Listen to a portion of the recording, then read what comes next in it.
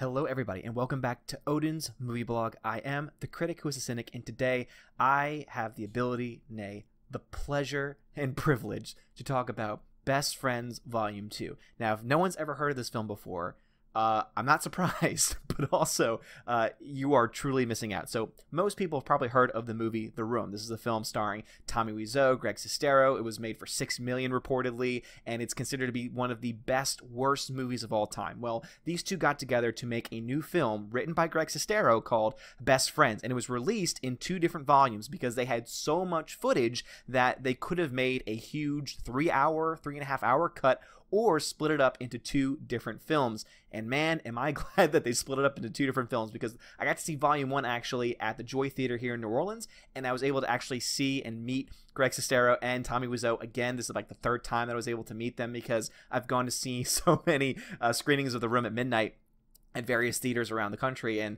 it's just been so much fun. And so now there's a new film, there's this new cult film, because that's really what this is. It is a cult film. This is not made for general audiences. I know in the theater last night there were probably about 10 of us in there, and 2 people left about 20 to 30 minutes in because it was so off the wall, so crazy. And I honestly think they thought they were going to see a good film. I think that they probably were 2 people who said, "Hey, let's go see a movie tonight, honey," and oh, Best Friends, that sounds like a really great film. Volume 2, oh, what could this be about? And then they got there and they realized, oh, wait a minute, I have no idea what's going on right now, and yeah, let's go ahead and leave. So just to give you a synopsis, so this is the summary of what this film is about. So in part 1, you have Greg Sestero and Tommy Wiseau's characters meeting, getting to know each other, becoming best friends, because that's what the film is about, and then over time, you start to see that their relationship is starting to be tested, and apparently this is all supposed to be based off of true real-life events that occurred on a road trip in California several years ago. And so that's where the interesting part is, because you wonder, okay, what part of this is real? What part of this story is based on something that is real? But anyway, this is just the synopsis for this Volume 2.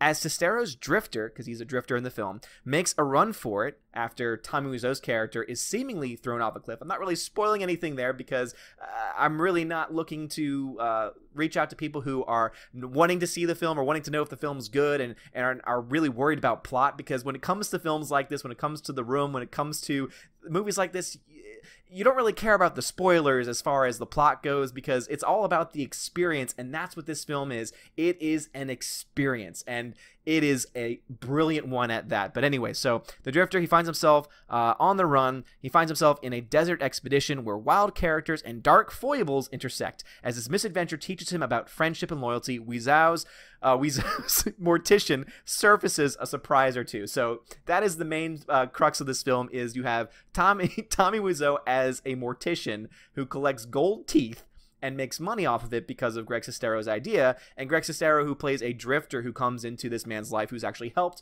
by Tommy Wiseau. So again, I don't know what part of this is real and what part of this is not, but all I can really say about this film is that it is fun. Both Volume 1 and 2, which I truly intend to buy and own on Blu-ray one day, because it's just that much of an experience, is just fun.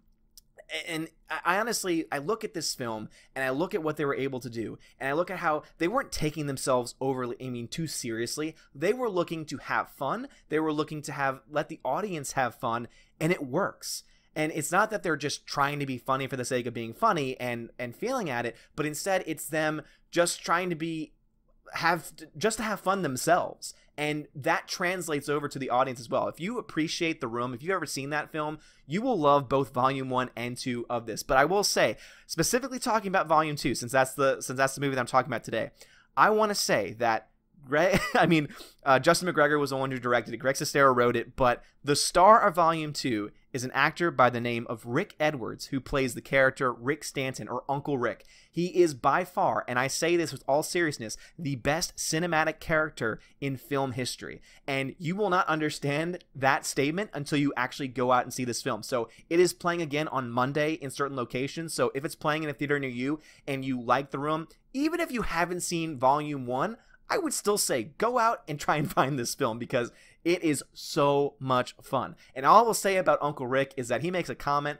about something known as headboard homicide, and it is brilliant. So I give this film a solid A. This film is so much fun. Again, it's not high quality. It's not this brilliant cinematic experience as far as the cinematography and the editing and everything like that, even though they have those elements. So that's what the big difference between this and The Room is, that The Room is just a poorly made film, but is awesome because it's so funny. It's so bad that it's funny. This film has some really good parts to it. Like, the editing is not god awful. The cinematography is not god awful. It's not great, but it's not awful like it is in The Room.